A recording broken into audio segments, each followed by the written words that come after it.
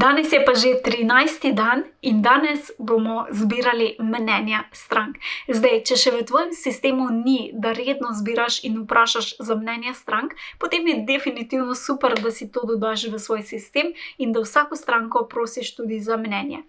Danes pa te vabim, da izbereš 3 svoje najboljše stranke, ki so imele najboljše rezultate ali pa si jim najbolj pomagal oziroma pomagala in jih kontaktiraš z prošnjo, da ti dajo mnenje. Idealno je, da ti povejo mnenje, kar je bilo prej in kakšno je stanje potem, kakšni so torej mnenje vezano na rezultate, ne tako v to, kako zelo je super si ti in tako, to je fajn slišati, ampak kakšne, v bistvu, da je bolj mnenje vezano na rezultate, kakšni so bili rezultati, kaj je bilo drugače in tako naprej. In ta mnenja potem objaviš na spletni strani, v e-mail novicah in pa seveda na družabnih omrežjih.